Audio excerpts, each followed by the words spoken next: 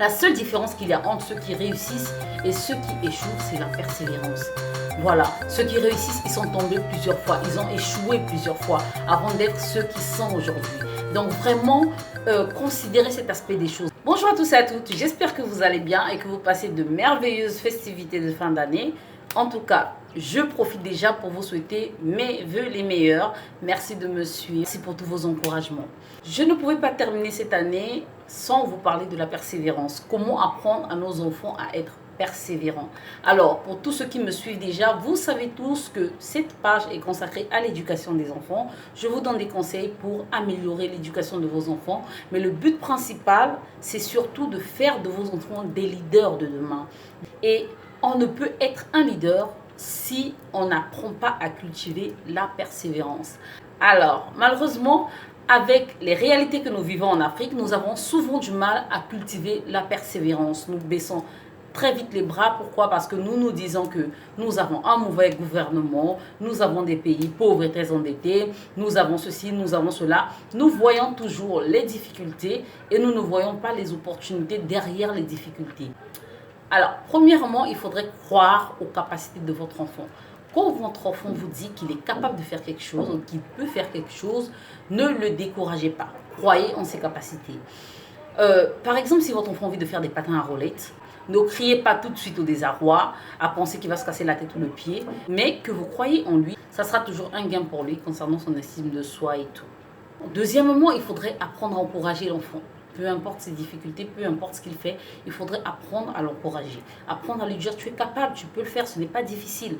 Par exemple, quand votre enfant revient de l'école avec un exercice et qu'il vous dit que maman c'est difficile, je n'arrive pas à comprendre, ou papa c'est difficile, je n'arrive pas à comprendre, ne vous précipitez pas à résoudre ces exercices, mais prenez le temps de l'expliquer et de lui dire que ce n'est pas difficile, c'est simplement parce qu'il ne comprend pas. Notre exemple de figure, si votre enfant par exemple a porté un vêtement et qu'il a du mal à l'enlever et qu'il vous dit maman je n'arrive pas, ça m'arrive souvent et personnellement je n'aide pas mes enfants, je leur dis non, ce n'est pas difficile, tu es capable de le faire, prends juste ton temps, sois patient et tu y arriveras. Et là, je reste à côté pour assister l'enfant pendant qu'il est en train d'enlever son habit. Et quand il finit d'enlever son habit, je dis, tu vois que tu étais capable.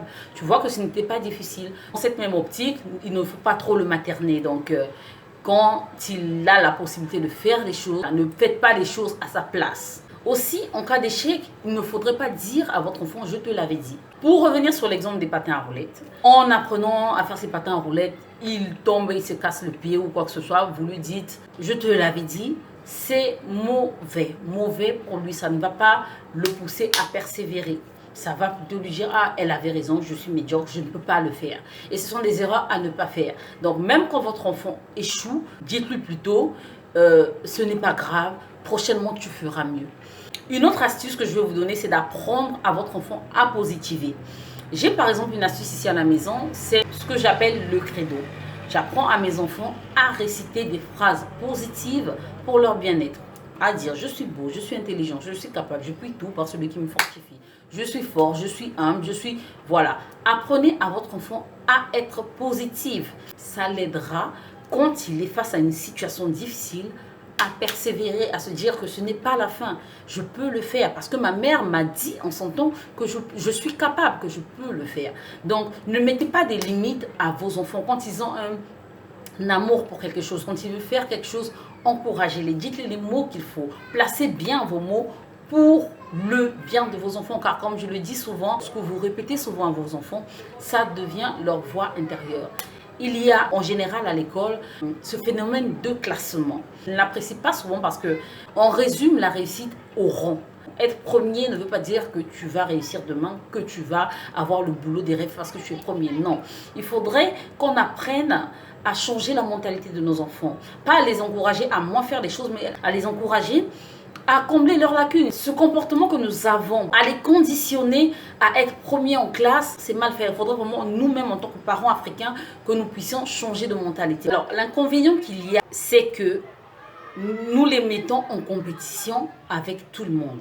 Cette manière de faire, malheureusement, engendre la compétition mal placée. Quand, dès le bas âge, on résume nos enfants à être toujours premiers, à être toujours mieux que l'autre, ça devient mal parce qu'on doit apprendre à nos enfants à être en compétition, pas avec autrui, mais avec lui-même. qu'il apprenne à être une meilleure version de lui-même. Le mal qu'il y a dans cette manière de faire, c'est que plusieurs adultes ont du mal à encourager quelqu'un qui est dans le même secteur que lui. Elle va se voir, par exemple, en compétition avec cette personne. C'est vraiment un truc mental parce qu'on nous a habitués comme ça depuis qu'on est petit.